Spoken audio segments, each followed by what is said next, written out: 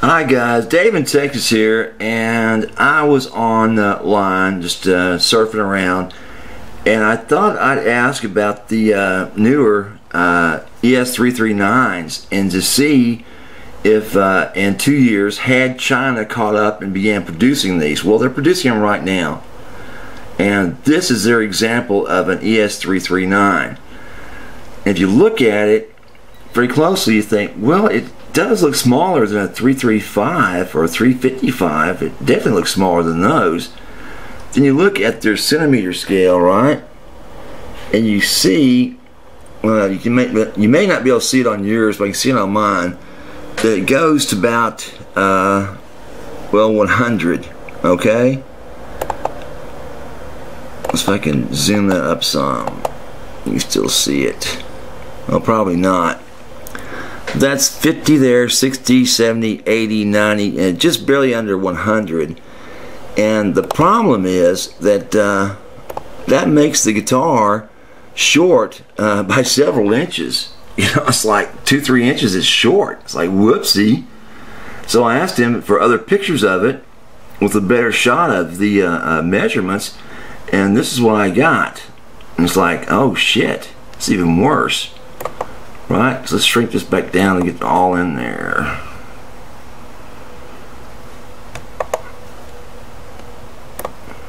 Yep, wrong way. Hold on, guys. Go back to 100%. There we go, 100%. Alright, this shows, the photograph shows that from the bridge, right, to the top of the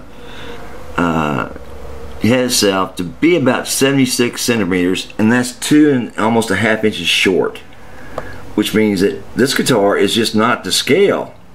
Then looked at the across the body, and that's 35 centimeters, right? And that's not right. It's off by 1.5 inches. So even though this looks exactly like a ES339 just by looking at it from the photograph, it is not an ES339. It's a one that's much tinier. It's like, damn. Of course, you've seen the real one. I've shown you one. I've got one. I thought, you know, maybe they are making them, and they are calling this ES339 by Gibson. You follow me? Now, let's go to the next. Let's show you this one more time. The body's amazing. How close they copied this thing.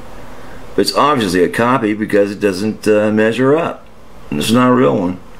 But look how well they've done this thing. Very nice work on that burst. Look at that. Okay, I'm going to cut away here for a second and go to another one I'm looking at and asked about. And hold on a second. And here you go, guys. This is that picture I was trying to find. I lost it for some reason on this site. Not the most reliable in the world. But I inquired about the newest Les Paul, and that being the 12 string they came out with. Everybody wants. And you're looking at supposedly a copy of one. Now, I've seen these in black, made by the Chinese. I've never seen one with a burst on it, so I'm willing to bet this is just a Photoshop copy of a real one that they're using to try to get me to buy one.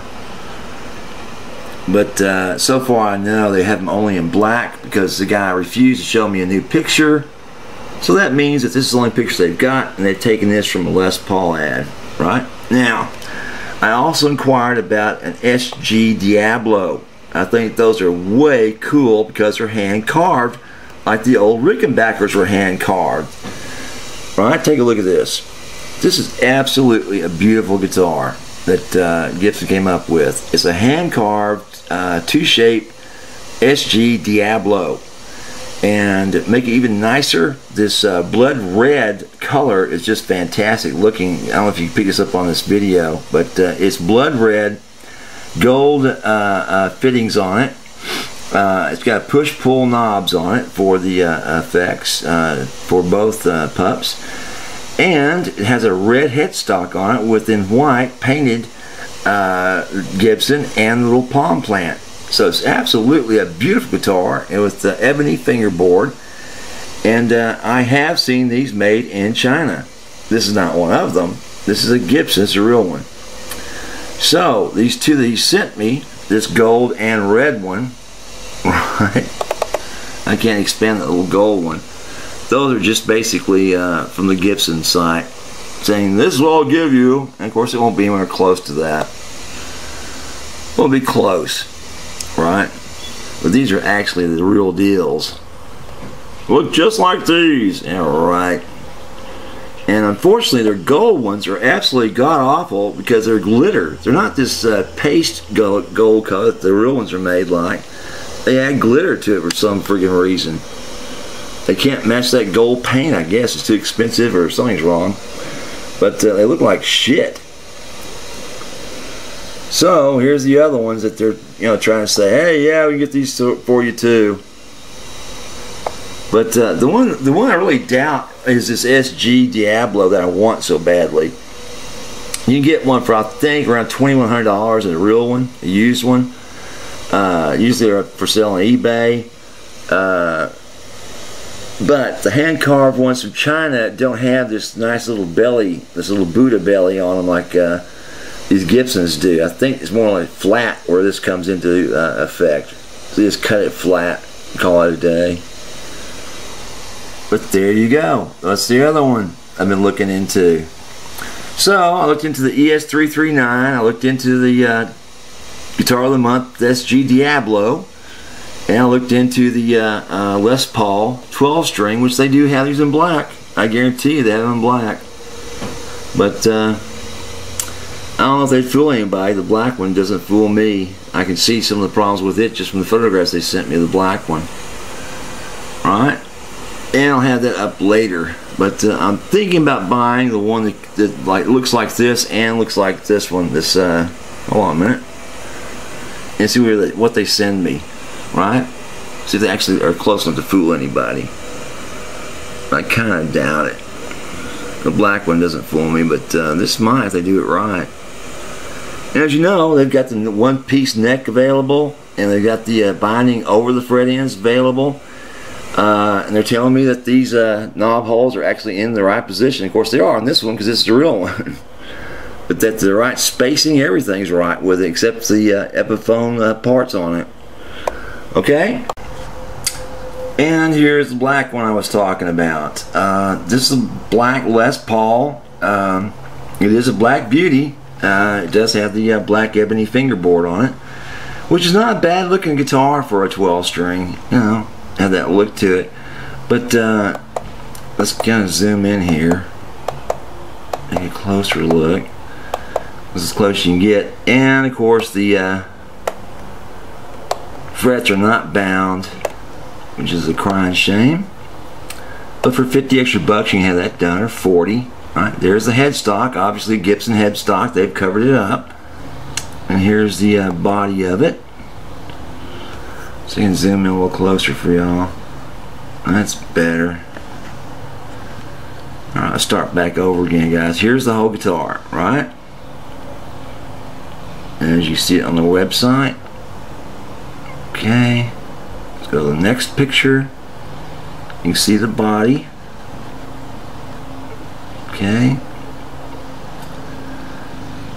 and it's got the same crappy Tune-O-Matic bridge they've cut double, you know, on the saddles. Not supplied 12 different saddles, of course, which is about the only way it's going to fit. There's that black ebony setup, and you can see the strings on this thing are just about over the edge on the the high E. Alright, let me see if I can zoom in on that. Actually get even a better look at that, because that's going to be a problem. See that? See that high E?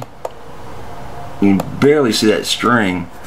Look how close to the edge that is on that fretboard. Almost on the down slant of that fret. So basically, to me it looks like they've used the same width of fingerboard that they use for a regular Les Paul, which is just friggin' ridiculous. That won't work. You know? Yeah, just try to play this thing, right? Alrighty, let's go to the rest of these pictures. And now you've got the curvature to it, showing that off, showing the binding, which Normally they do a decent job of binding these things. Sometimes they don't, you know. Depends on where you get them, who makes them. If it's that factory that's making them in Beijing, you might get a good one. Here's the knob set up on it. Obviously, these are out of position. You can tell by this knob here is not actually in parallel with the one above it. It should be much deeper this way. Well, not much, but a tiny bit more this way, cheat this way, for this to actually be in parallel. And this one should cheat more this way. You see what I'm saying? They're just slightly off kilter, so you can't actually put in that Gibson board from this picture. You can't do it. Of course, in that counterfeit I've got, you can do that if you want to. There's the back of it, right? All properly done, right, for the fake. And here's the headstock with the fake information on it. Okay, and it looks like, guys, they've gone to a much smaller font on the serial numbers, as well as smaller made in USA. They still have it in the wrong position on the guitar, still too high. That made in USA should be a little bit larger in between the first two tuners, those top two tuners, right? Well, it should be done, and I'm pretty sure that these the font of this should be kind of larger and kind of more, less sharp looking, more kind of rounded looking, because basically saying the serial numbers on most Gibsons look like the serial number device is worn out. You follow me? Are you using it so much? And it looks to me like they still have the volute on the back of this thing, but I can't really tell from these pictures. But again, the worry is that that's just not wide enough a fingerboard to play a 12 string on this thing. Looks like the octave low E has got enough room, but the octave high E, or sorry, the high E itself is just way over, positioned. So I don't know. Anyhow, there's the black one for you. I wanted to show you that they are making these, since they are becoming popular and selling out in the Gibson line, right? Especially those golds and the bursts that you saw earlier. And here is that L5 I was talking about, and just looking at it, it looks very, very nice. I mean, look what they've done to this. See the end of that fingerboard? And they scalloped that. That is so sweet looking. I mean, they finished off the end of the fretboard and then scalloped it, or left a some custom work on that. You see that little dip there? Not bad. I mean, and the colors, I mean, it's a little faded looking because of the picture, but the color of this thing are pretty goddamn right on spot, for an older model. Now, take a look at the back of it. Here's when the tails start to take place, that teardrop look, and the neck itself kind of get funky. Sides of it look okay. Right? Are you seeing some of the things that spotted as a fake? Alright, this time you tell me. You tell me what you're spotting on this thing as being a fake. Alright, there's several things popping up right this minute. Alright. There's side shot, back of the head shot. Oh, look at that. They dropped Made USA. I don't know if you can see that or not, but see how they dropped the Made USA between the the first top two tuners? And the I'll be damned, the serial number is longer, and that looks like a real one. This may be a real, well, no, it's not a real one. There's things I can tell are not right, but they've done a much better job on the serial number being kind of faded looking, kind of fucked up and worn out numbers, and dropped the Made in USA down between the top two tuners. That is the correct spot for this thing. Now, will you get that when you order one? I don't know. Who can tell? But look at this thing. Tell me where the fake stuff starts showing up. Alright, guys, take a close look at it. You tell me. How can you tell it's a fake one? There's several tells on this thing that are showing up right this minute to show it to be a fake. Okay? And they're easy to spot. Alright? Okay, we're gonna cut away and go to the next one. Okay guys, here's the next one.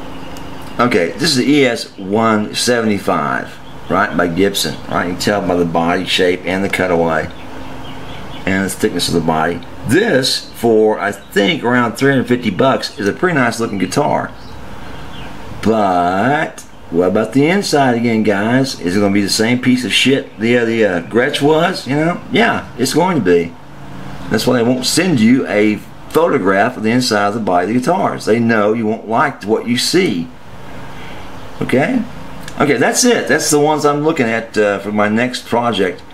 So, you tell me which one of these things I should choose out of the ones I've shown you. Right? Not only to help people spot these fakes, but also ones that you like to see if we can modify it up to turn it into a decent playing guitar or not. Right?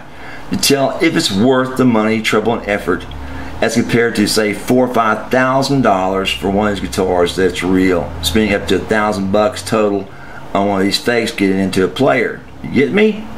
So those are the choices you've got. You tell me which one is my next project. Okie dokie. Dave in Texas. Bye.